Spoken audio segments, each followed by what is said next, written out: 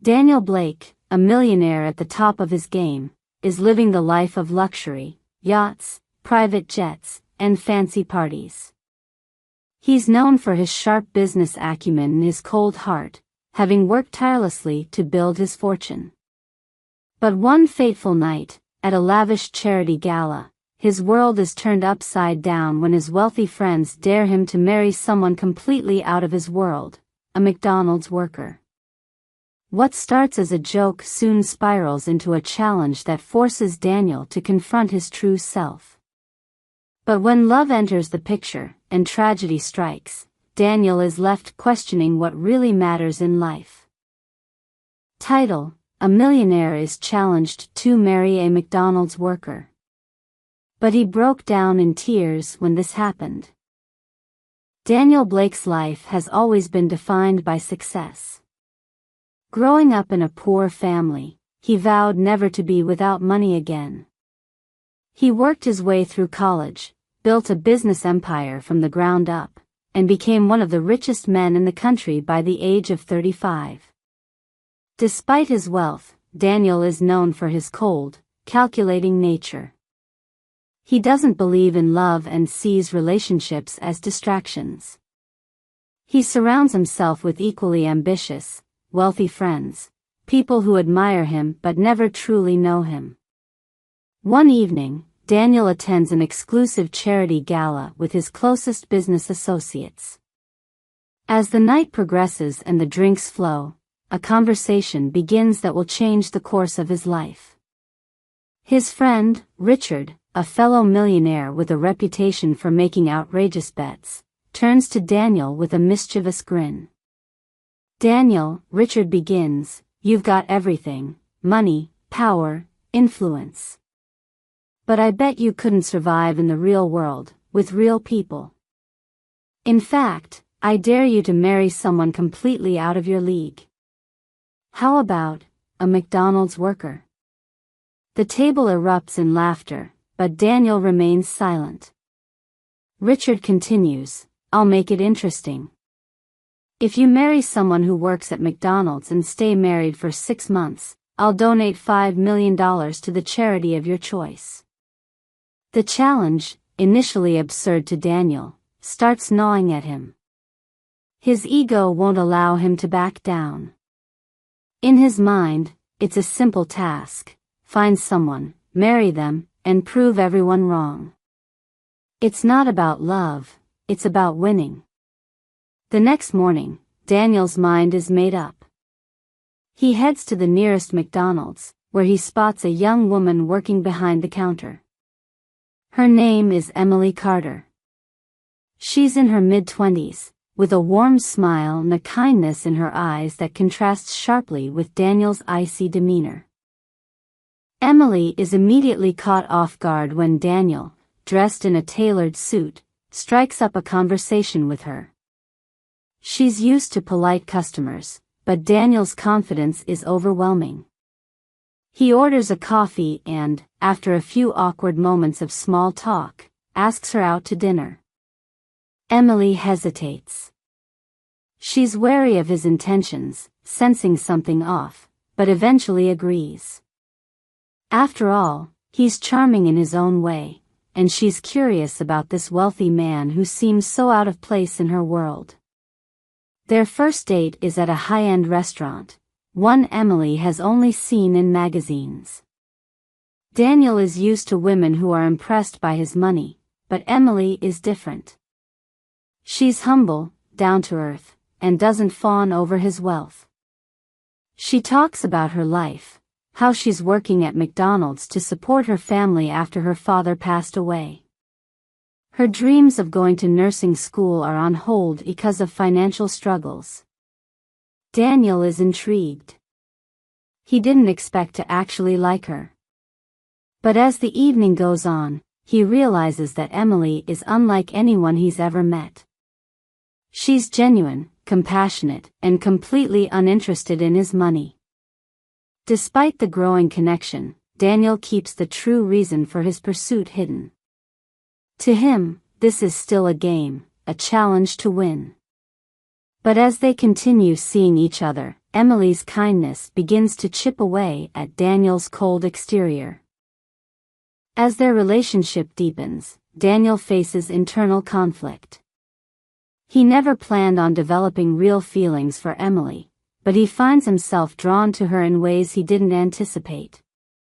Emily's genuine warmth makes him feel emotions he hasn't allowed himself to experience in years: vulnerability, affection, and even love. At the same time, Daniel's friends, particularly Richard, are watching closely. They constantly remind him of the bet, laughing at the idea of Daniel actually caring for a woman like Emily.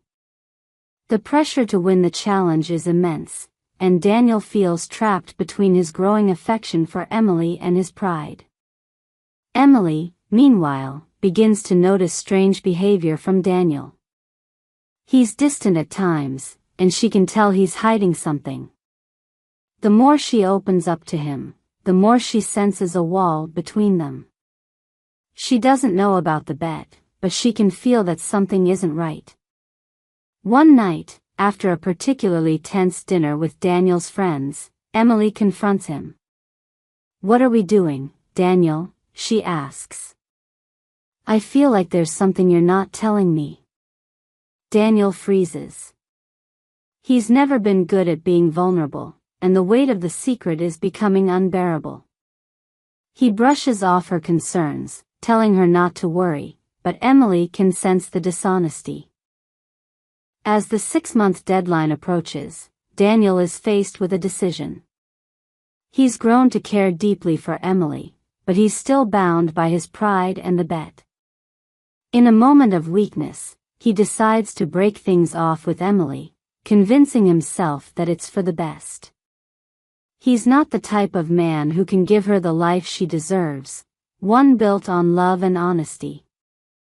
When Daniel ends the relationship, Emily is devastated. She had fallen in love with him, believing that they were building something real. Heartbroken, she walks away, leaving Daniel to return to his world of wealth and success, but feeling emptier than ever before. A few weeks after the breakup, Daniel attends another charity event, this time alone. He's miserable, despite the lavish surroundings. The bet, which once seemed so important, now feels hollow. Winning means nothing if it costs him the only person who ever made him feel truly alive. In a moment of clarity, Daniel realizes that he's been living his life all wrong. He's been chasing wealth and success, but in doing so, he's lost sight of what really matters: love, connection, and happiness. For the first time, Daniel breaks down in tears. It's a public spectacle, shocking those around him. The cold, untouchable millionaire is crying in front of everyone. Richard approaches, smug and amused. "I didn't think you'd actually fall for her, Daniel. But you won the bet. Isn't that what you wanted?" But Daniel doesn't care about the bet anymore. "I lost," he says, his voice choked with emotion. "I lost everything that mattered." Daniel leaves the event and, for the first time, goes to Emily's apartment. He doesn't know what he'll say, but he knows he has to try. When she opens the door, he sees the pain in her eyes. She's been hurt by him, and he knows he may never be able to fix that. "I'm sorry," Daniel says, his voice trembling. "I was a fool. I thought I could live without love, but I was wrong. I care about you more than I've ever cared about anyone in my life. I don't deserve your forgiveness, but I need you to know that I love you." Emily is silent for a long moment. She's still hurt, still angry, but she can see the sincerity in his eyes. "Why should I believe you?" she asks. Daniel takes a deep breath. "Because for the first time in my life, I'm being honest. I don't want to live without you. Not because of a bet, not because of anything but the fact that I love you." The road to forgiveness is long and difficult, but over time, Daniel proves that he's changed. He's no longer the cold, calculating man who only cared about money. With Emily's help, he learns to live a life filled with love, compassion, and meaning. Daniel donates the $5 million from the bet to charity, but that's no longer what matters to him. What matters is that he's found someone who loves him for who he truly is, and in doing so, he's discovered the real value of life. The challenge that began as a cruel joke turned into the greatest lesson Daniel ever learned, that love is worth more than all the money in the world.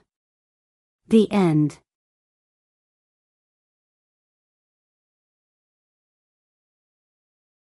It was just another morning at Brewhaven Coffee Shop when the quietest, most unassuming staff member, Andrew, spilled an entire tray of lattes on a demanding customer.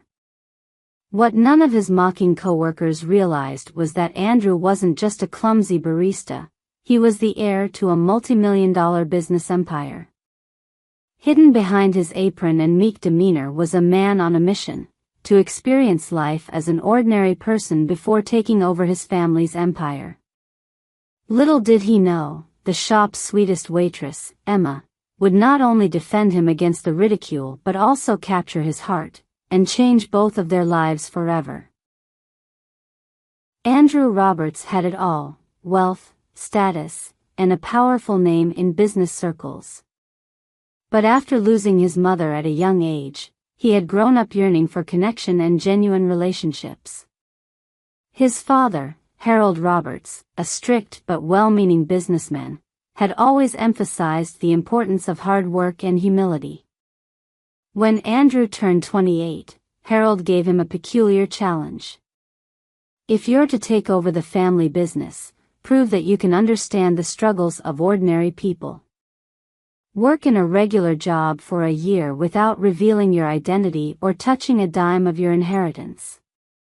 Andrew took the challenge seriously and moved to a modest apartment in the city.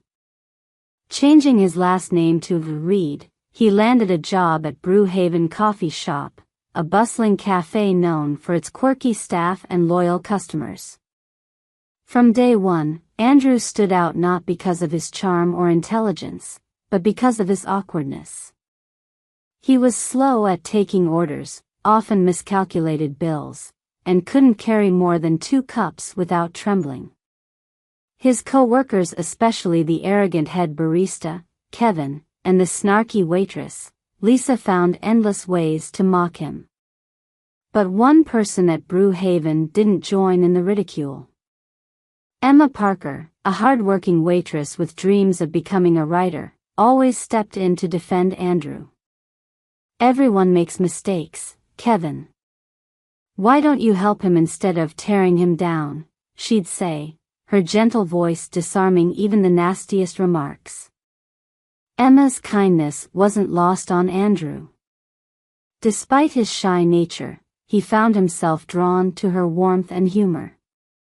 He admired her resilience, especially when she shared stories about working multiple jobs to support her sick mother. One rainy afternoon, the tension in the shop reached its peak.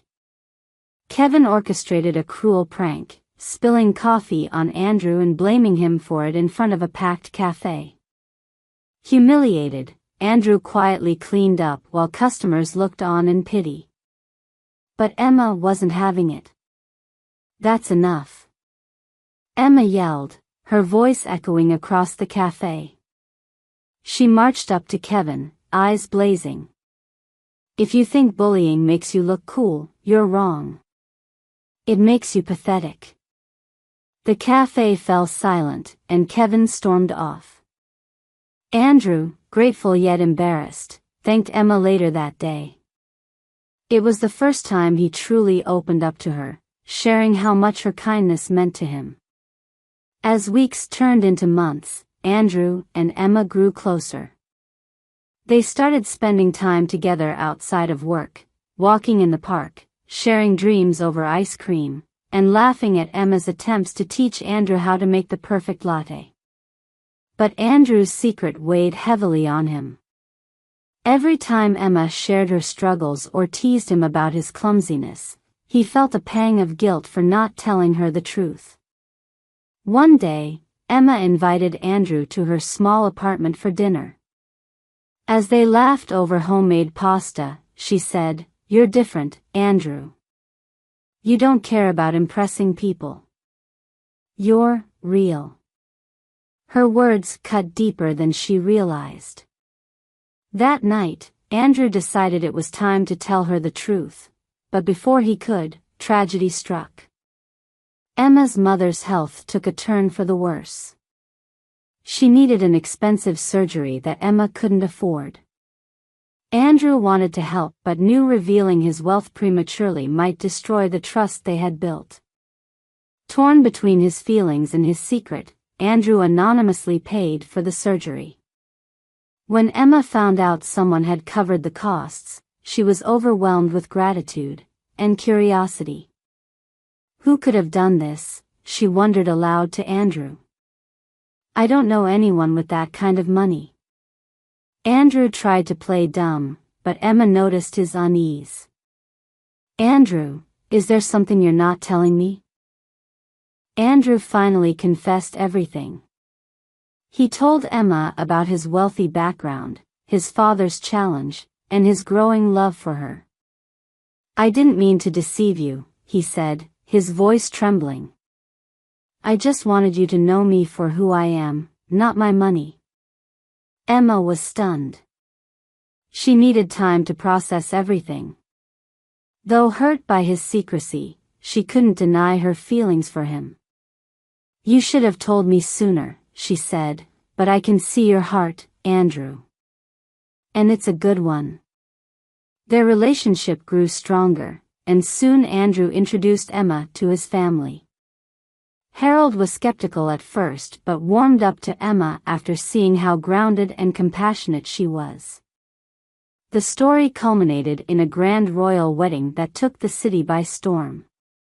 Emma, in a stunning lace gown, walked down the aisle of a majestic cathedral. Andrew, dressed in a tailored tuxedo, couldn't take his eyes off her.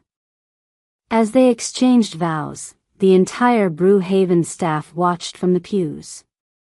Kevin and Lisa, filled with guilt and regret, couldn't meet Andrew's eyes.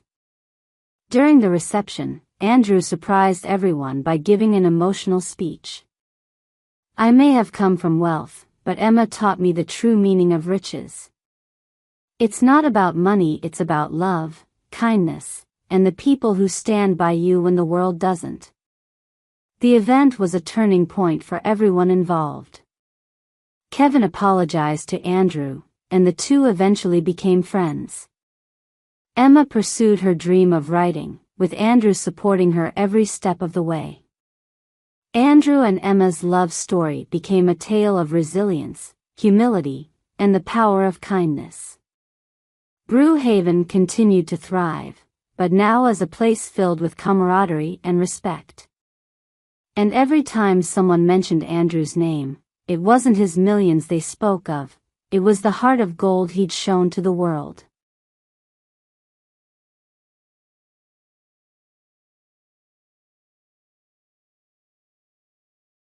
When Jack Hayward first laid eyes on his newborn son, a flood of emotions surged through him, but none were those of love. Disgust, fear, and a cold indifference rooted in an inexplicable revulsion took over. At that moment, he made the decision that would alter his life forever. He abandoned the child without a second thought. 30 years later, the man Jack abandoned resurfaces, successful, enigmatic, and bearing a striking resemblance to the past that Jack thought he'd buried. When their worlds collide again, both men are forced to confront the darkest truths of their existence. For the son, the search is about answers. For the father, it's about surviving the unraveling of a life built on lies. Title: A millionaire abandoned his son when he saw him for the first time. 30 years later, the son searched for him and the millionaire was shocked when he saw him.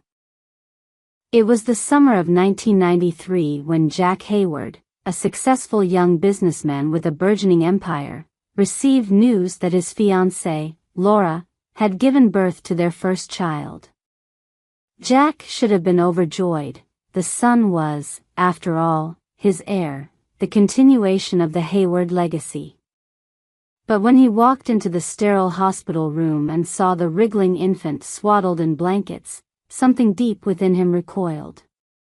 The child's small, pale face seemed alien to him, as if some unfamiliar presence looked back through the baby's eyes. He looked into the tiny, fragile being, and an icy fear clamped around his chest. There was something wrong. He couldn't explain it, but the baby felt wrong, as though some force beyond his understanding was rejecting him. Jack turned on his heel, leaving Laura bewildered and alone. A few days later, Jack informed her that the marriage was off, the child was to be cared for by others, and he would have no part in their lives. He buried himself in work, married another woman years later, and tried to erase the memory of the son he had left behind. But fate has a long memory, and scars run deeper than Jack could ever imagine. Ben Hayes had always known that he was unwanted. He had grown up in the care of his mother, Laura, who never hid the truth about his father, Jack Hayward, the wealthy man who had cast them aside without a second glance. Laura's love for her son was fierce, but the void left by Jack's abandonment lingered. As a child, Ben wondered if something was wrong with him, if that was why his father left. But as he grew into adulthood, those questions hardened into a steely resolve. Ben had no interest in inheriting his father's wealth or legacy. What he wanted was something far deeper, answers. Why had his father rejected him so utterly? What kind of man could walk away from his own flesh and blood without a second thought? He became successful in his own right, working his way up as an entrepreneur, driven by a desire to prove that he was worth something. But the gnawing need for answers never left him.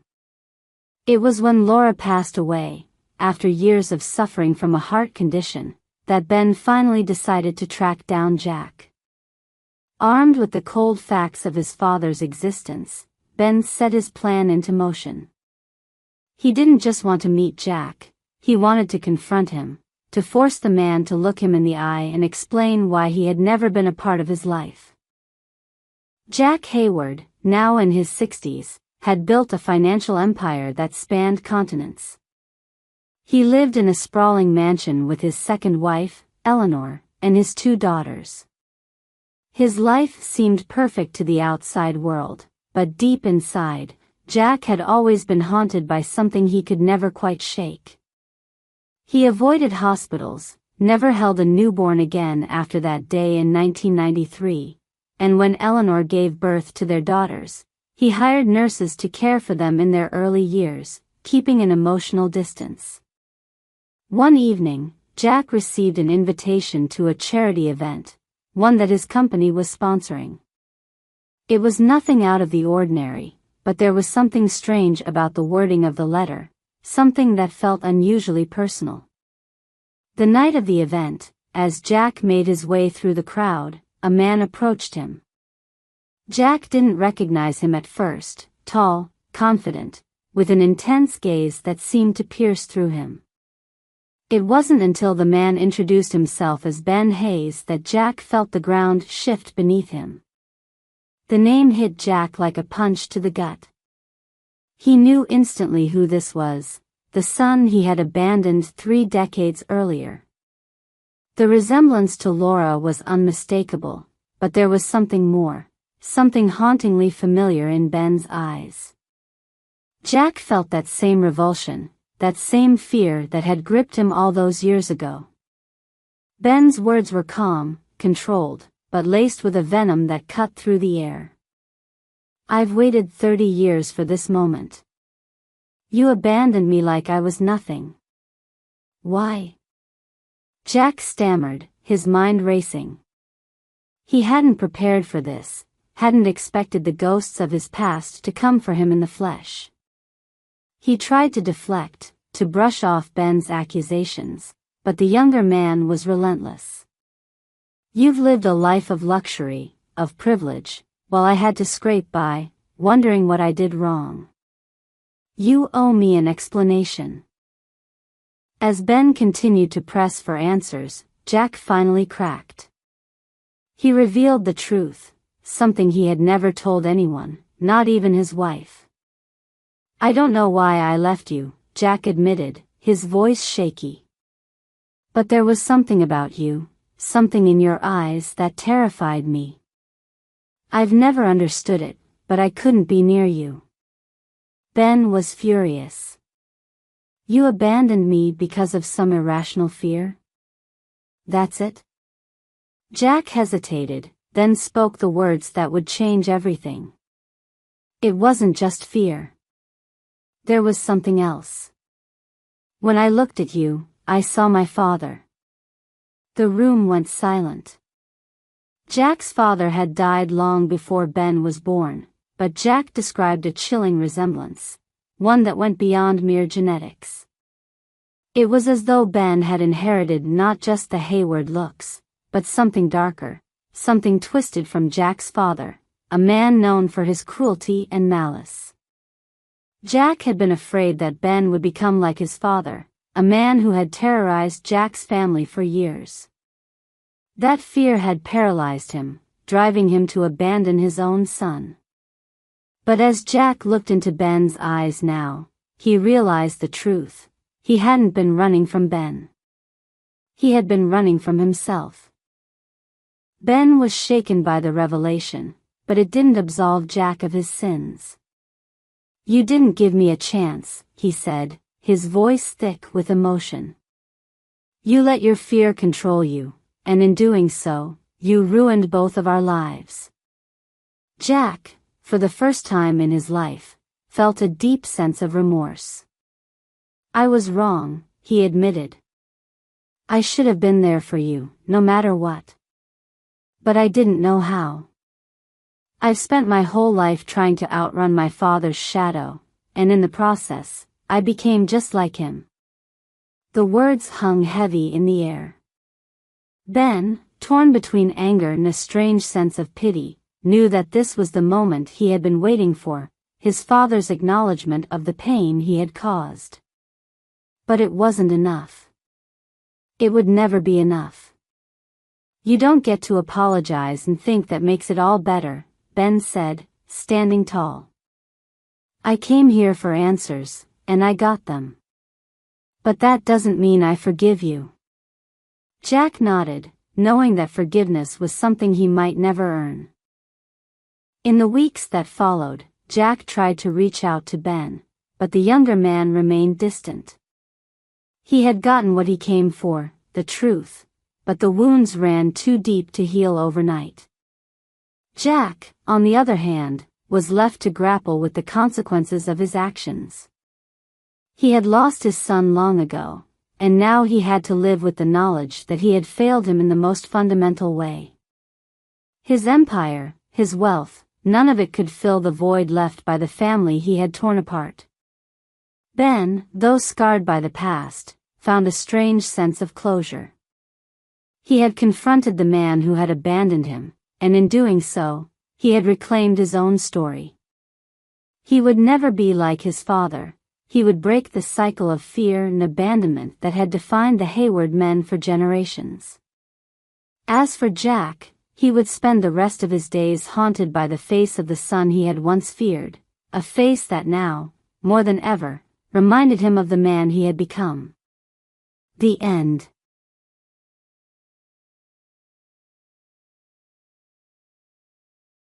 Adeline Moore, a successful entrepreneur in her late 20s, is rushing through her day. She's running her own multi-million-dollar tech company, but she is visibly exhausted and preoccupied. She's walking to her car when she notices a young, ragged beggar sitting on the side of the street. He's young, no older than 15, but something in his eyes strikes a chord within her. She pauses, stares at him for a moment, and then walks away as the camera zooms in on the beggar's face, his eyes haunted, deep with a sorrow that goes beyond his situation. As Adeline drives off, we see a sudden flash of energy emanating from her body. This shock of power sends a rippling effect, but she's unaware of it, lost in thought. She doesn't know yet, but this moment marks the beginning of something that will change her life forever. The beggar, Eli, is an enigmatic figure who has lived on the streets for years. He's an orphan, having been abandoned by his family at a young age. In the moments after Adeline's brief encounter, Eli stirs as if something has triggered a latent memory. He begins to murmur to himself, his words strange, disjointed, and full of pain, referring to a mother he can't remember but desperately longs for. The hook reveals that Eli is not just a beggar, he holds a secret to Adeline's past, a past that is buried deep and long forgotten, even by her. Flashbacks on Adeline's background. She grew up in a happy family, raised by a loving mother, Margaret Moore, who always encouraged her to pursue her dreams. However, her mother, Margaret, struggled with severe mental health issues. The tragedy is revealed. Margaret's illness caused her to become volatile and emotionally distant, especially after a traumatic event in her past. The mental strain led Margaret to abandon Adeline at a young age. As a result, Adeline grew up in a series of foster homes, constantly haunted by her mother's abandonment. This emotional trauma has shaped her into the driven, emotionally closed-off woman she is now, all about business, nothing personal. Adeline's company, More Innovations, skyrocketed to success, but Adeline's personal life has always remained in the shadows. She's fiercely protective of her privacy, avoiding any emotional connections. She's known for being cutthroat in business but kind and generous when it comes to charity work. However, the loss of her mother left a deep hole in her heart, one that she doesn't know how to fill. Meanwhile, Eli, the beggar, has lived in the streets for years, his memories fractured. His survival skills are sharp, and he has a deep internal conflict that he can't explain. There's a deep sense of abandonment and loneliness within him that mirrors Adeline's unspoken pain. Yet, he's more than just a homeless boy. Through flashbacks, we learn that Eli's story is tied to Adeline's in a tragic, twisted way that even he doesn't understand. Adeline's powers start to manifest after her encounter with Eli. At first, it's subtle. She experiences vivid dreams where she sees images of Eli, his pain, his longing, his suffering. In these dreams, she sees flashes of his past, his lonely existence on the streets, and a mysterious connection to her. One night, she dreams of a confrontation between a young Adeline and her mother, Margaret. In the dream, Margaret's mental state is unstable, and she begins to shout at her young daughter, calling her a curse. In the dream, Adeline sees a young Eli as a bystander, watching this interaction with silent tears. Confused and startled, Adeline seeks out a therapist. She tells the therapist about the strange dreams and the inexplicable emotional pull she feels toward the beggar, Eli. The therapist suggests that Adeline might be experiencing some form of psychic or empathetic awakening, a deep, unexplainable connection to the world around her. Unbeknownst to Adeline, these powers were latent, hidden away by her subconscious, perhaps as a defense mechanism from the pain of her childhood. Eli, too, begins to experience strange sensations. After his brief encounter with Adeline, he starts having fragmented memories, of her face, of his own childhood, and of the night he was abandoned. These visions reveal a horrifying truth: Eli was the child of Margaret Moore, Adeline's mother. The mother, suffering from severe mental health trauma, had abandoned Eli years ago in an attempt to erase the pain she believed he represented. Eli confronts Adeline one evening, no longer the beggar, but a young man who has struggled to survive for years. He tells her that he's her son, that he remembers everything. Adeline, shocked, refuses to believe it at first. But as Eli's memories flood her, she begins to recognize the truth. Adeline, now confronted with the truth, faces an inner battle. She feels betrayed, overwhelmed, and horrified. She realizes that her mother's mental illness had clouded her judgment, leading her to abandon Eli. The revelation shatters her perception of everything: her mother, her identity, and the very fabric of her childhood. The trauma of abandonment that Adeline had experienced resurfaces, and she struggles with feelings of guilt, shame, and resentment toward both her mother and Eli. Eli, on the other hand, has always harbored a deep-seated anger and resentment toward his mother, not understanding why she abandoned him. Now that he knows the truth, he is torn between his need for vengeance and the longing for love and acceptance from his mother. The two have a heated confrontation. Adeline tries to explain why she was forced to distance herself from her mother, that Margaret's mental illness had driven her to madness. Eli, in a fit of rage, accuses Adeline of abandoning him just as her mother did. The emotional weight of this argument pushes both of them to their breaking point. But then, in a moment of clarity, Adeline finally understands what her powers are. They are the ability to heal emotional trauma. She realizes that she can help Eli, and in doing so, heal herself. Adeline's powers allow her to break through the emotional barriers between her and Eli, and she begins to mend their broken relationship. She confronts the ghosts of her past, her mother's legacy, and the painful emotional scars they've both carried for years. In a final act of courage and redemption, Adeline takes Eli under her wing. They begin the slow, painful process of healing their fractured relationship. Adeline's company, which she has built from the ground up, becomes a platform for social change, focusing on mental health awareness and support. Through her platform, Adeline is able to reach out to others who have suffered from similar trauma, just as she and Eli have. The company's success now represents more than just financial prosperity. It symbolizes emotional growth and the healing of generational wounds. Adeline's relationship with Eli deepens as they learn to forgive, move on, and finally, embrace each other as mother and son. The story ends with a symbolic moment. Adeline and Eli visit Margaret's grave together. Adeline places a flower on the tombstone, finally forgiving her mother for the emotional scars she left behind. In doing so, Adeline begins to heal, realizing that her mother's trauma wasn't her fault, but a result of circumstances beyond her control. As they walk away from the grave, the camera zooms out, symbolizing the journey ahead for Adeline and Eli, one of healing, of understanding, and ultimately, of love.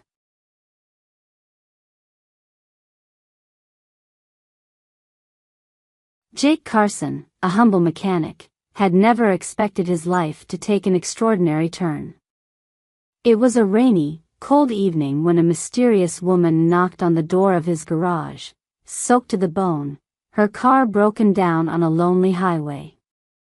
Little did Jake know that helping her would be the start of an incredible series of events that would change his life forever.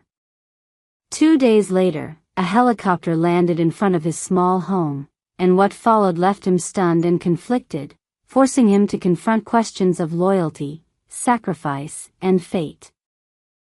Title: A mechanic helped a stranded woman in the rain.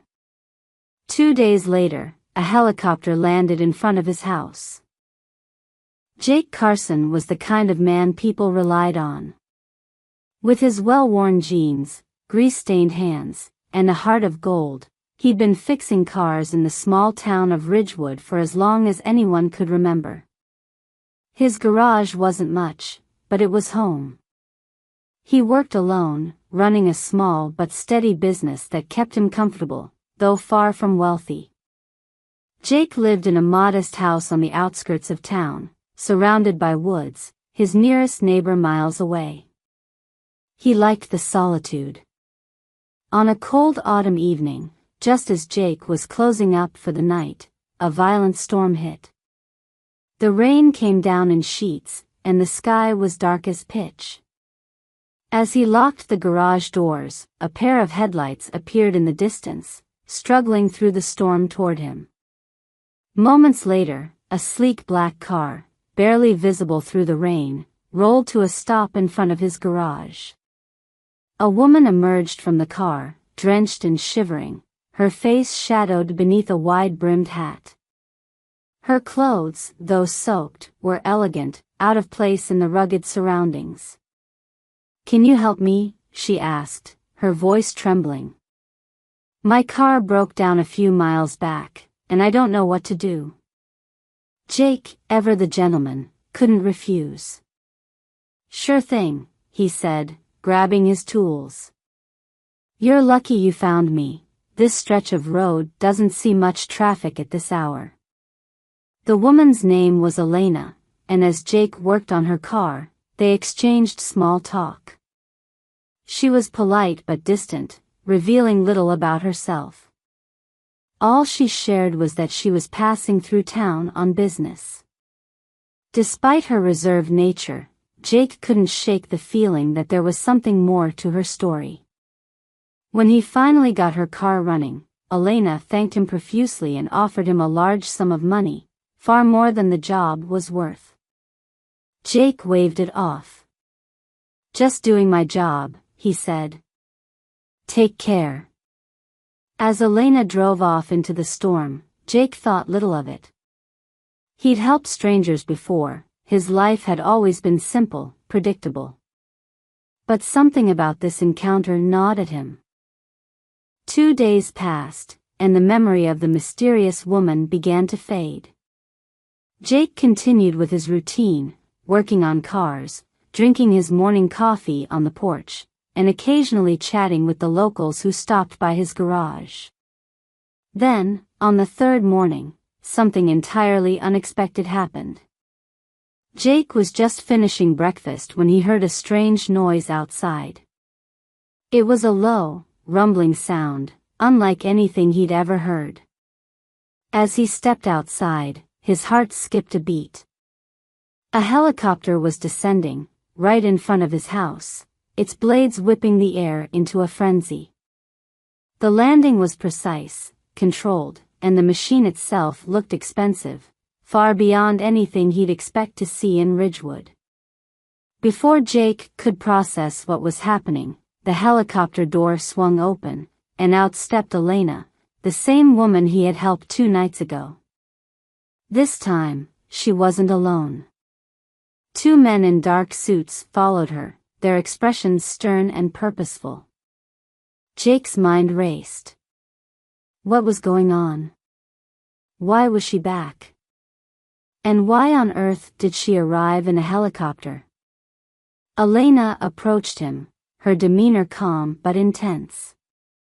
"Jake, I need your help again," she said, her voice steady. "And this time, it's not just about a car." Jake blinked, trying to make sense of it all. "What's this all about, Elena? Who are you?" She took a deep breath, glancing at the men behind her.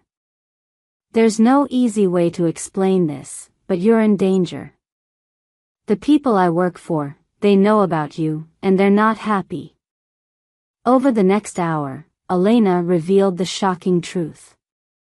She wasn't just some ordinary traveler. In fact, she was involved in a high-stakes world of corporate espionage, tied to a powerful family that controlled a vast fortune and influence.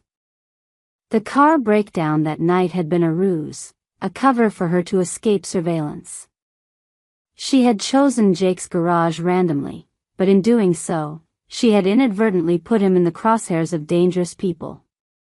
The men who followed her, she explained, were not her enemies, but they were here to offer protection. She warned Jake that others, ruthless, well-connected people, would come looking for him, believing he knew something he wasn't supposed to. Jake could hardly believe what he was hearing. "I'm just a mechanic," he said, shaking his head. "I don't know anything about this world of yours." "I know," Elena said. "But that doesn't matter to them. You helped me, and now they think you're involved." Suddenly, the small, quiet life Jake had built for himself was crumbling before his eyes. He didn't ask for any of this. All he had done was help a stranger in need. Now, he was being told his life was in danger, that powerful people were after him. Jake's instincts told him to run, to go back inside his house, lock the doors, and forget any of this had ever happened. But something in Elena's eyes told him that wasn't an option. There was no going back. Later that night, Jake sat on his porch, unable to sleep. Elena and her guards had left, but she promised they'd be watching from a distance, keeping him safe. Still, Jake couldn't shake the sense of dread that had settled over him. Around midnight, the quiet night was shattered by the sound of car tires screeching down the road. Jake stood up, heart pounding. Moments later, 3 black SUVs pulled up to his driveway, and a group of men in dark clothing stepped out. Jake's pulse quickened. These weren't Elena's people. One of the men, tall and broad-shouldered, approached the house. "We need to talk," he said, his voice cold and menacing. "You're going to tell us everything you know about Elena." "I don't know anything," Jake replied, his voice firm despite the fear gripping him. "I'm just a mechanic. She came to me with a broken-down car, and I fixed it. That's all." The man's eyes narrowed. Wrong answer. Before Jake could react, the man signaled to his companions, and they began advancing on the house. Jake backed up, his mind racing. He wasn't prepared for this. He wasn't a fighter. But he had no choice. In that moment, the calm, predictable life Jake had known for so long seemed like a distant memory. Now, he was caught in a dangerous game, one he didn't understand. As the men closed in, a shot rang out, shattering the tense silence. Jake ducked instinctively, his heart racing. He looked up to see one of the men collapse, clutching his leg. The others scrambled for cover, confused. Then Jake saw it. Elena's guards had returned, their guns trained on the intruders. In the chaos, Jake seized the opportunity to escape. He ran toward the woods, his breath coming in ragged gasps, his mind a blur of fear and adrenaline. He didn't stop running until he was deep in the forest, far from his house. He collapsed against a tree, panting, his hands trembling. What had his life become? Just days ago, he was a simple mechanic, content with his quiet existence. Now, he was running for his life, caught in a web of intrigue and danger. Jake spent the next few days in hiding, constantly on edge. He had no idea who to trust. Elena had assured him she would protect him, but now, everything seemed uncertain. Then, one night, as he sat by a small fire in the woods, Elena appeared, alone. Her expression was grim, and Jake could sense something was wrong. "We need to talk," she said, her voice heavy with guilt. "There's something I haven't told you." Jake stared at her, his heart sinking. "What is it?" Elena took a deep breath, her eyes filled with regret. "I lied to you, Jake. The people after you, they're not after me. They're after you. Jake blinked, stunned. What are you talking about? Why would they be after me? It's not about the car, Elena admitted. It's about your father. Jake's world spun. My father? He died years ago. Elena nodded. Yes, but before he died, he was involved in something dangerous. He was part of a secret group, controlling assets worth billions. When he passed, the group lost control of a massive fortune, and now, they believe you're the key to unlocking it. Jake's mind reeled. His father had always been a quiet, unassuming man, or so he thought. He had no idea about this hidden life. But now, it seemed the past had caught up with him, and he was paying the price for secrets he never knew existed. In the final confrontation, Jake is forced to choose between accepting the dangerous legacy of his father's hidden life or walking away from everything, leaving behind the fortune and the danger that comes with it.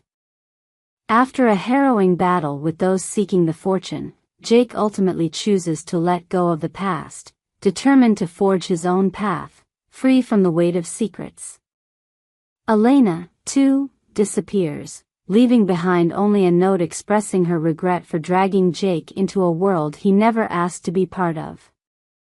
As Jake returns to his quiet life, he knows that he'll never be the same. The events that unfolded over those few days changed him forever. But in the end, he finds peace in the simplicity of his old life, content with the knowledge that he chose freedom over fortune. The end.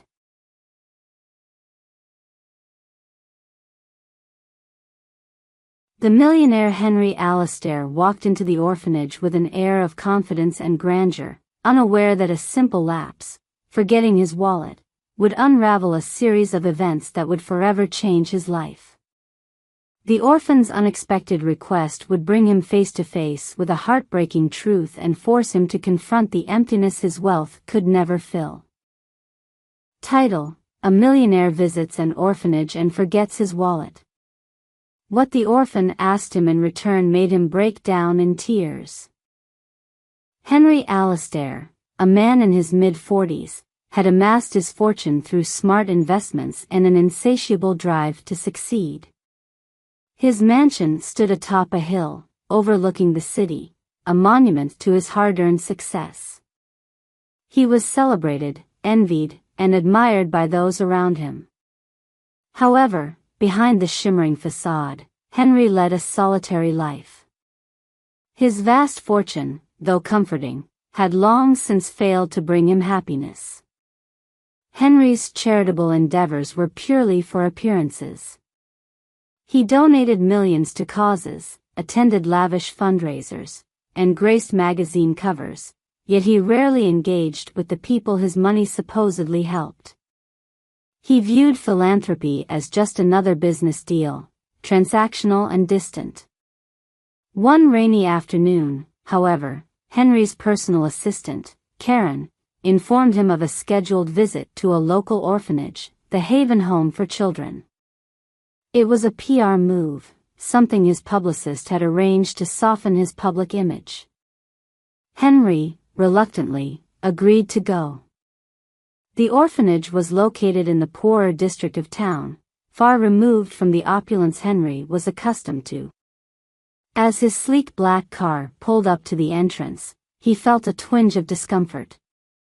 The building was modest but well kept, with the sounds of children's laughter echoing from within.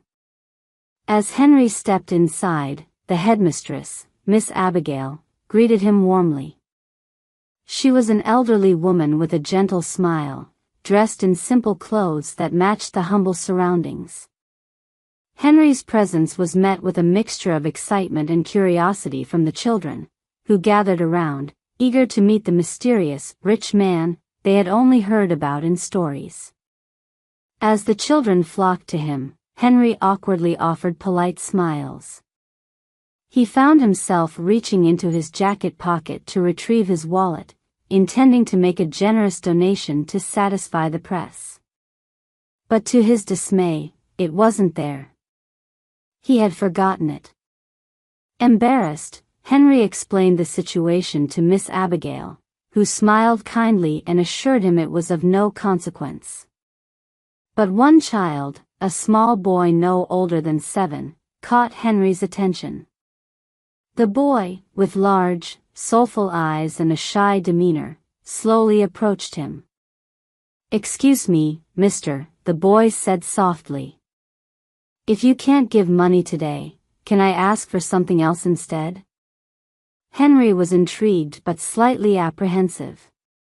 He expected the boy to ask for a toy, or maybe something small and material. But what the boy asked for left him speechless. "Can you give me a family?" The room fell silent. The other children, once chattering and laughing, now stared at Henry and the boy in quiet anticipation. Henry, utterly unprepared for such a request, felt a lump form in his throat.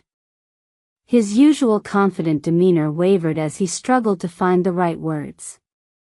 "What's your name?" Henry asked, his voice shaky.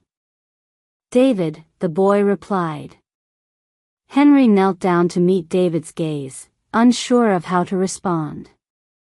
He had never been good with children, let alone one making such a heart-wrenching request. "David, I can't just give you a family." David's eyes welled up with tears, but he didn't cry. Instead, he nodded as if he had expected that answer. "That's okay," he whispered. "I just thought maybe you could." Henry was struck by the boy's calm acceptance of disappointment. He had expected whining or pleading, but David simply turned and walked away, his small shoulders drooping in defeat.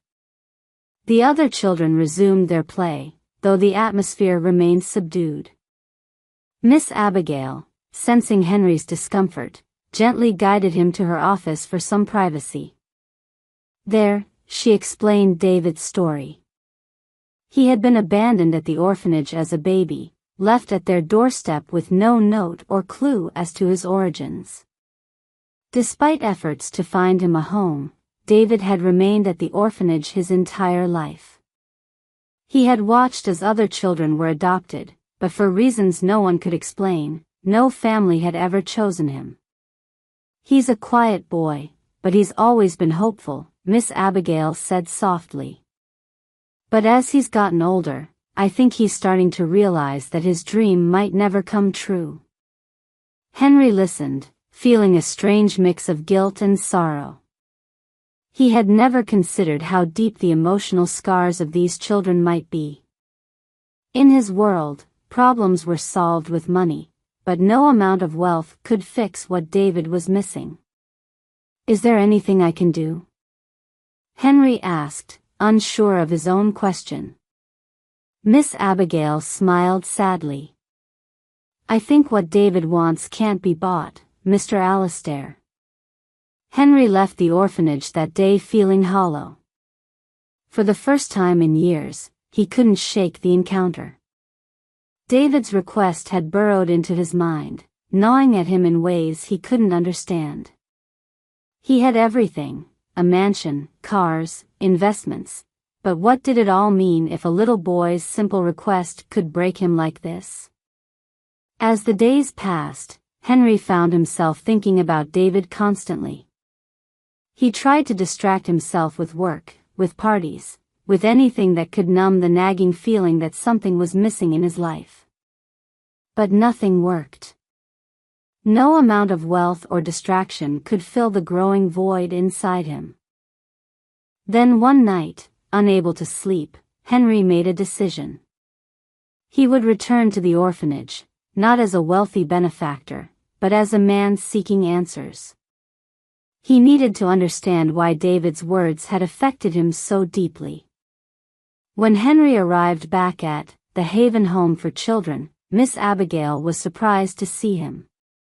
She welcomed him inside, and Henry asked if he could spend time with David. Miss Abigail agreed, and soon Henry found himself sitting with the boy in the orphanage's small library. David was drawing pictures in a notebook, simple sketches of houses and families, his dream life on paper. Henry watched him for a moment before speaking. "David, I've been thinking about what you asked me," Henry said quietly. David looked up, his eyes wide with curiosity. "And I don't know if I can give you a family, but I'd like to try to get to know you better.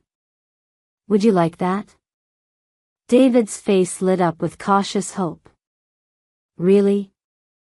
Henry nodded, and for the first time in a long while, he felt like he was doing something that truly mattered.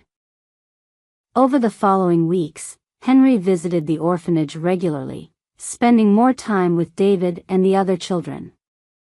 He slowly began to form a bond with the boy, learning about his hopes, fears, and dreams. David was bright, creative, and kind, a far cry from the distant, emotionless world Henry had grown accustomed to. As their bond deepened, Henry began to reconsider what it meant to be truly wealthy. He had always believed that success was measured by the size of his bank account, but now, he was beginning to see that real wealth came from connections, from love, and from making a difference in the lives of others. But as Henry grew closer to David, he also faced inner turmoil. Could he really become the father figure David needed? Henry had never raised a child, and the idea of taking on such a responsibility terrified him. His life was structured, controlled, and predictable. Everything David's presence would disrupt. One evening, after a particularly emotional day with David, Henry returned home and found himself overwhelmed by doubt. He stood in his grand, empty mansion and realized how lonely it felt. Despite all his material possessions, his life was devoid of real meaning. The next day, Henry made his way to the orphanage once again, but this time with a heavy heart. He found Miss Abigail and told her of his doubts, confessing that while he cared for David deeply, he wasn't sure he was capable of giving the boy the family he deserved. Miss Abigail listened patiently, then offered Henry some wisdom. "Mr. Alastair, no one is ever truly ready for the responsibilities of parenthood. It's not about being perfect, it's about being there. David doesn't need you to be flawless. He just needs you to care." Henry left the orphanage that day with a new sense of resolve. He wasn't perfect, but maybe, just maybe, he could be enough for David. Months passed, and Henry continued to build his relationship with David. The boy slowly began to trust him, opening up more and more with each visit. Henry, too, found himself changing. The walls he had built around his heart were beginning to crumble, and for the first time in years, he felt truly alive. One day, after a particularly joyous afternoon spent together, Henry made the decision that had been weighing on his mind for months. He sat David down and looked him in the eye. "David," he began, his voice thick with emotion. "I know I'm not perfect, and I don't have all the answers. But I've come to care about you more than I ever thought possible. And if you'll have me, I'd like to be your family." David stared at him in shock, tears filling his eyes. "Really?" he whispered. Henry nodded, his own eyes brimming with emotion. "Really?" David leapt into Henry's arms, sobbing with joy. For the first time in his life, he had what he had always dreamed of, a family. As Henry held the boy close, he realized that this love, this connection, was worth more than all the money in the world. In the end, Henry Alastair didn't just change David's life. David had changed his as well, filling the void that wealth could never reach. And in that moment, Henry finally understood what it meant to be truly rich. The end.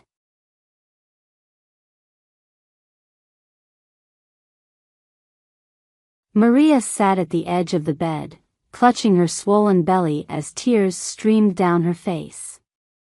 Her husband, James, had walked out of their home, leaving her with nothing but a note: "I can't do this. I'm sorry." Alone, heartbroken, and 8 months pregnant, Maria couldn't comprehend how everything had fallen apart. Little did she know, this was only the beginning. In the weeks that followed, Maria's life would take an unexpected turn, one filled with wealth, deception, and a secret that could shatter her world forever. Title: A pregnant woman was abandoned by her husband but was later saved by her husband's millionaire father. After she gave birth to triplets, she decided to hide the baby's true paternity. But what happened next was shocking. Maria had married James 3 years ago, charmed by his intelligence, humor, and charm. They had met at a corporate event, Maria, an ambitious marketing executive, and James, a promising lawyer with grand dreams. Their relationship had blossomed quickly, and before long, they were married and ready to start a family. But things changed after Maria became pregnant. James began to withdraw, emotionally and physically.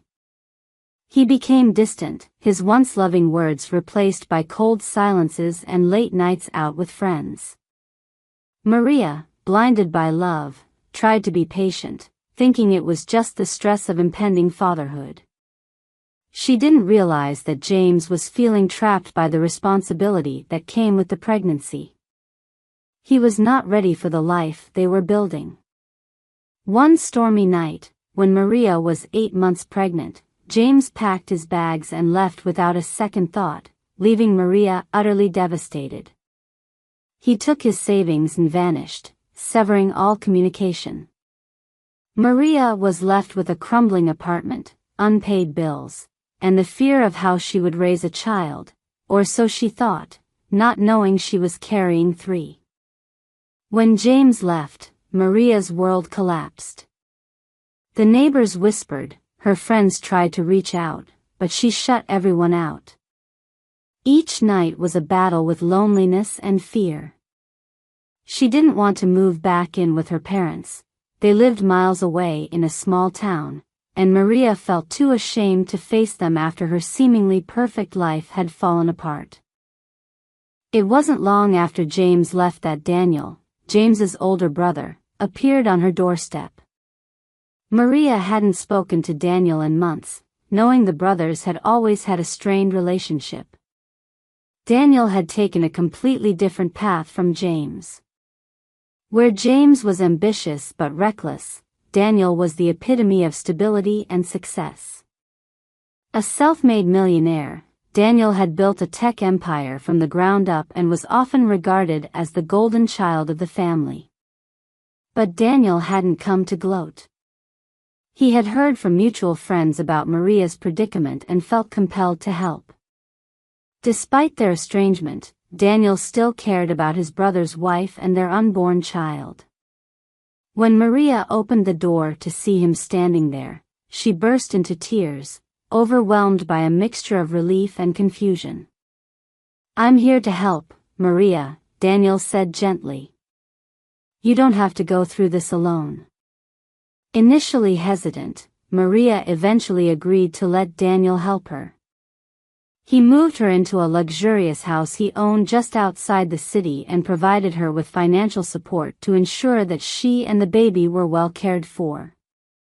Maria couldn't understand why Daniel was so kind, but she was too exhausted to question it.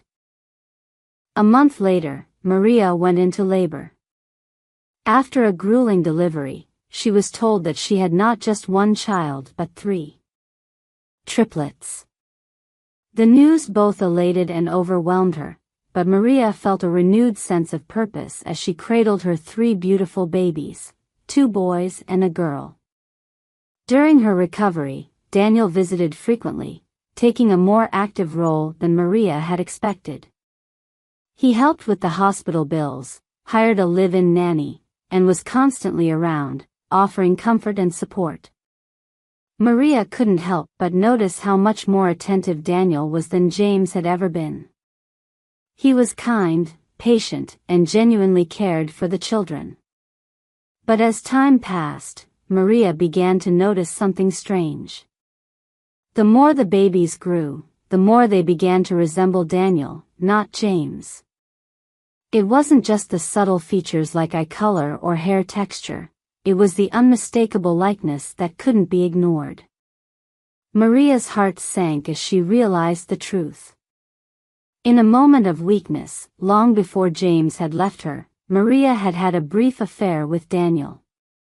It was a drunken mistake, a one-time incident that they had both agreed to forget. Maria had convinced herself that the babies were James's, but now the truth was staring her in the face. The triplets were Daniel's children. Maria was terrified. What would happen if Daniel found out the truth? He had done so much for her, for the children, without knowing they were his. And what about James?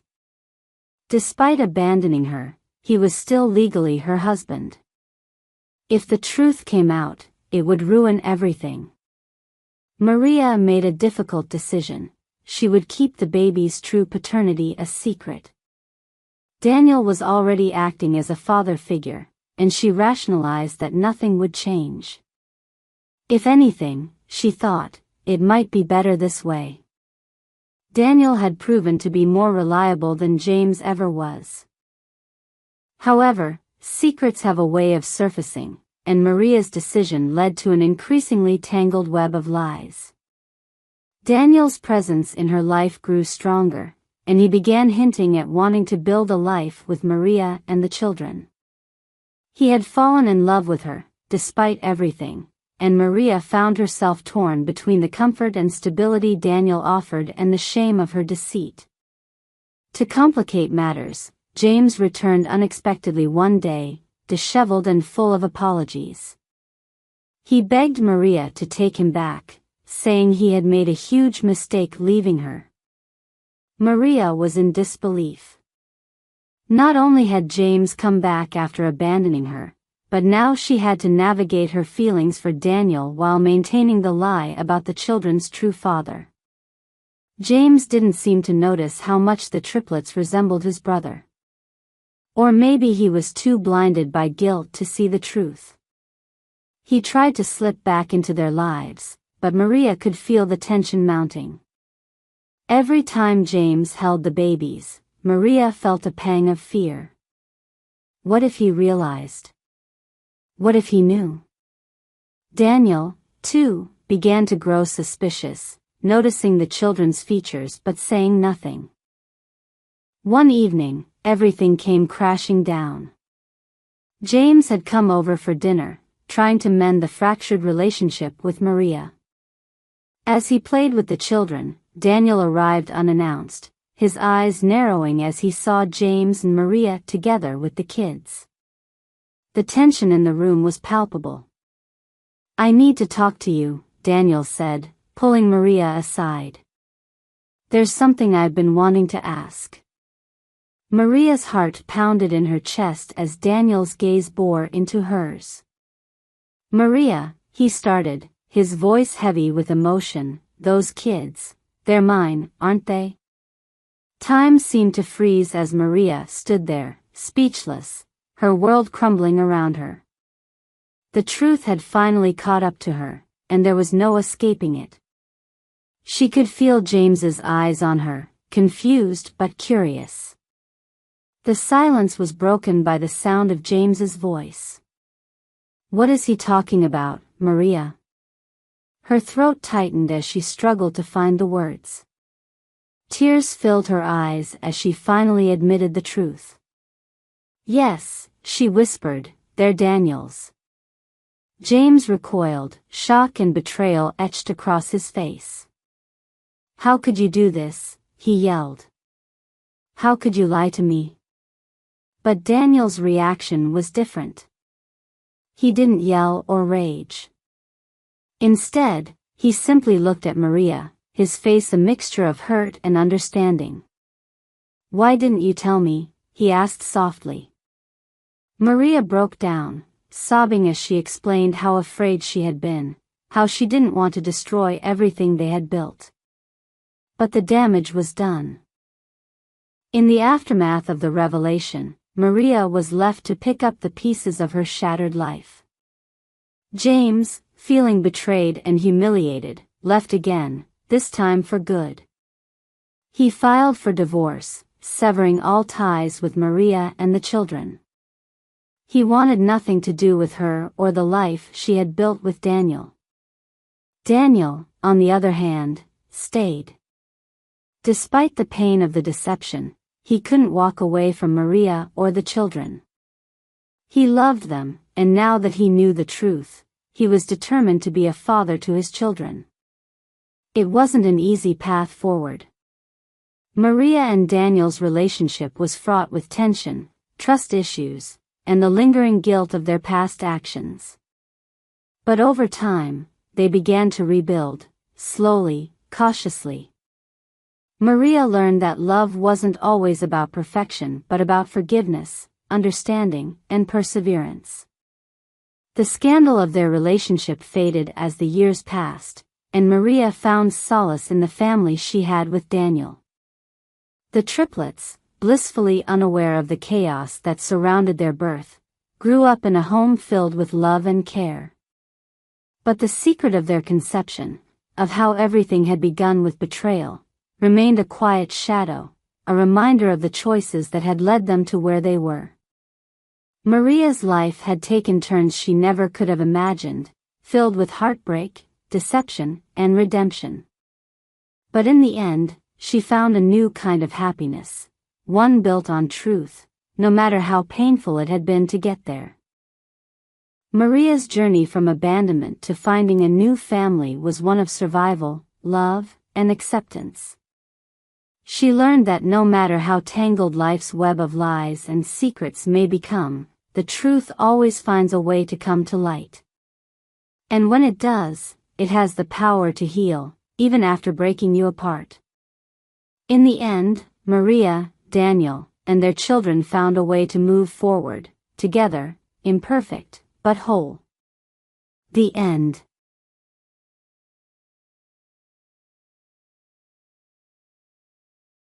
Richard Solis, a self-made millionaire, lived a life of luxury and comfort. Yet, despite his success and wealth, he faced the greatest challenge of all, being a single father to his beloved triplet daughters, Anna, Bella, and Clara. Overwhelmed by his business empire and his responsibilities, Richard made a surprising decision. He hired a beggar woman, Martha, whom he had often seen on the street, to be the nanny for his daughters. What started as an act of pity turned into a decision that would haunt him for the rest of his life. One day, arriving home earlier than usual, Richard walked into the house with a smile, eager to see his daughters. But the sight that greeted him turned his joy into horror. Martha, the woman he had trusted with his children, had done something unimaginable. As Richard sank to the floor, tears streaming down his face, he realized that his life, and that of his daughters, would never be the same. A millionaire hired a beggar to take care of his triplets. But one day, arriving earlier from work, he started crying when he saw what she had done to his daughters. Richard Solis wasn't born into wealth. Growing up in a poor neighborhood, he had clawed his way to the top through sheer determination and hard work. His business acumen, investments, and real estate ventures had earned him the title of a millionaire by the age of 35. Despite his financial success, Richard was still recovering from a tragedy. His wife, Emily, the love of his life, had passed away 3 years ago during childbirth, leaving him alone to care for their triplets. Though Richard adored his daughters, his career left him little time to dedicate to them. After Emily's death, Richard hired nannies, housekeepers, and tutors to fill the void in his daughters' lives. But none of them could connect with the girls in the way he had hoped. They were either too strict or too detached, and the triplets often felt neglected and misunderstood. Richard was at his wits' end, juggling business meetings, late-night phone calls, and the overwhelming guilt of not being present for his daughters. One day, on his way to the office, Richard noticed a frail woman sitting near the park, her tattered clothes barely keeping her warm in the chilly wind. Her name was Martha. She was a beggar, someone Richard had passed many times but never given much thought to until that day. Something in her eyes caught his attention, an odd mix of sorrow, strength, and kindness. She wasn't the usual type of nanny he would consider, but in a moment of desperation, he approached her. "Do you want a job?" he asked. Martha hesitated, confused by his offer. "What kind of job?" Richard explained that he needed someone to care for his daughters, someone with compassion and patience. He was willing to pay her handsomely if she was up for the task. With nothing to lose, Martha accepted, and within a week, she moved into Richard's grand mansion to take care of Anna, Bella, and Clara. At first, Richard's decision seemed odd to those around him, but soon enough, Martha proved to be a surprisingly good fit. The triplets, who were often difficult to manage, began to warm up to her. She wasn't polished or educated, but she had a heart full of love and an uncanny ability to connect with the girls. She told them stories, sang lullabies, and made them laugh. It seemed like Richard had finally found someone who understood his daughters. Martha's presence in the house allowed Richard to focus on his work. His empire expanded, and he grew even wealthier. But as the months passed, strange things began to happen. Martha's relationship with the triplets grew more intense. Anna, Bella, and Clara became unusually attached to her. They would refuse to go to bed without her, and often, they would insist on eating only if Martha sat with them. Richard, though grateful for the peace Martha brought to his home, started noticing things that made him uneasy. The girls, once full of energy, became quieter, more withdrawn when he was around. They would whisper to each other and glance at Martha with wide eyes, as if sharing some secret. One evening, Richard came home earlier than usual. The house was eerily silent, and for a moment, he thought perhaps Martha and the girls were out for a walk. But as he climbed the stairs, he heard faint voices coming from the triplets' bedroom. Curious, he quietly pushed the door open a crack and peeked inside. What he saw made his heart race. Martha sat in the middle of the room, surrounded by candles, holding hands with the girls. Her voice was low, chanting in a language Richard didn't understand. The girls, their faces pale and expressionless, followed her lead. The warmth and joy that once filled their eyes had been replaced by a distant, almost hypnotic gaze. "What is this?" Richard thought, his stomach churning with unease. He pushed the door open wider and stepped inside. The moment he entered, Martha stopped chanting, and the girls snapped out of their trance. They blinked at him, confused and disoriented, as if waking from a dream. Martha stood up, her expression calm, but there was something unsettling in the way she looked at him. "Is everything all right?" Richard asked, trying to keep his voice steady. "Yes, Mr. Solis," Martha replied softly. "We were just playing a game." Richard forced a smile, but his mind was racing. What kind of game involved candles and strange chants? Over the next few days, Richard became increasingly suspicious of Martha. He started coming home at odd hours, trying to catch her off guard, but she always seemed to be one step ahead. The triplets, once so full of life, had grown more detached from him, and it broke his heart. He couldn't shake the feeling that something was terribly wrong, but he had no proof, until one fateful evening. That night, Richard left work early, determined to confront Martha once and for all. He quietly entered the house and headed straight for the girl's room. As he approached, he heard soft crying. His heart clenched. Was it one of his daughters? He pushed the door open, and what he saw shattered him. Martha was sitting in the middle of the room, but this time, the scene was far more sinister. Anna, Bella, and Clara were kneeling in front of her, their eyes wide with fear. Martha was whispering something to them, her hands on their heads as if she were casting some kind of spell. The girls' faces were wet with tears, their small bodies trembling. Martha. Richard's voice cracked as he called out her name. Martha looked up, her expression calm and unreadable. Mr. Solis, you shouldn't be here. Get away from them. Richard shouted, rushing toward his daughters. But as he moved closer, he saw something that made his blood run cold. On the floor around Martha and the girls was a circle of strange symbols, drawn in what looked like chalk. The air in the room felt thick, heavy, as if something dark and unnatural was lurking just beyond his sight. What have you done to my daughters? Richard demanded, his voice shaking with fury and fear. Martha stood up slowly, her eyes never leaving his.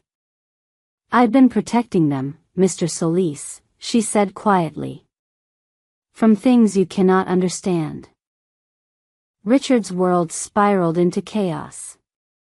He grabbed his daughters and pulled them away from Martha, who made no attempt to stop him. The girls clung to him, their small bodies trembling with fear. He could feel their heartbeats pounding against his chest, their tears soaking into his shirt. What do you mean, protecting them? Richard asked, his voice barely above a whisper. Martha sighed, her expression one of deep sorrow. There are forces in this world, Mr. Solis, dark forces. I have been keeping them at bay, shielding your daughters from harm. But you would never understand. Richard's mind raced. This woman, this beggar whom he had trusted with his children, was talking about dark forces and protection. Was she insane? Or was there some truth to her words? He didn't know what to believe, but one thing was certain, he could no longer allow her to stay in his home. You're fired, Richard said, his voice hard. I don't want to see you near my children ever again. Martha's face remained calm, but there was a sadness in her eyes. You're making a mistake, Mr. Solis. The darkness will come for them, and when it does, you won't be able to protect them on your own. Without another word, Richard led his daughters out of the room, his heart pounding with a mixture of fear and rage. He called the police, and within hours, Martha was gone, escorted out of the house by the authorities. But even as she was led away, she gave him one last look, a look that sent a shiver down his spine. For weeks after Martha's departure, Richard tried to restore some sense of normalcy in the house. He hired a new nanny, someone with excellent references and years of experience.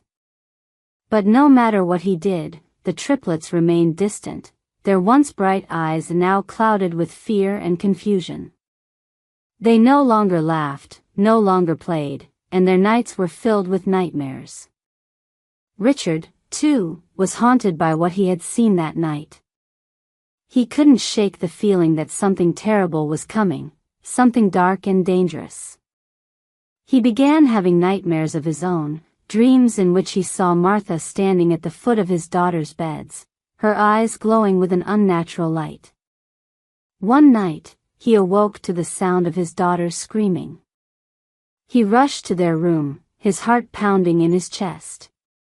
When he opened the door, he saw the girls huddled together in the corner, their faces pale with terror.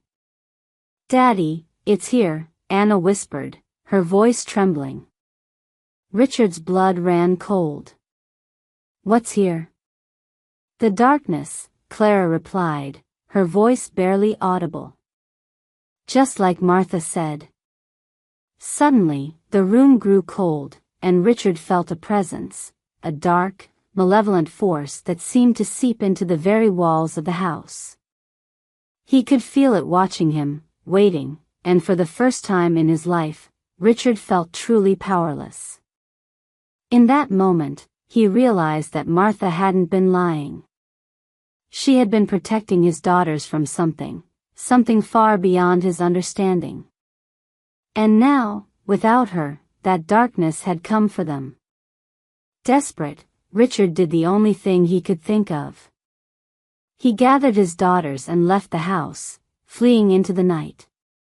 He didn't know where they were going or what they would do, but one thing was certain: he could never go back. As they drove away, the mansion loomed behind them, its windows dark and empty. Richard glanced in the rearview mirror, half expecting to see Martha standing in the driveway, watching them with that same calm, sorrowful expression. But the driveway was empty. Still, Richard couldn't shake the feeling that they hadn't truly escaped, that the darkness would follow them wherever they went. And as the car disappeared into the night, Richard knew that his life, and the lives of his daughters, would never be the same. The end.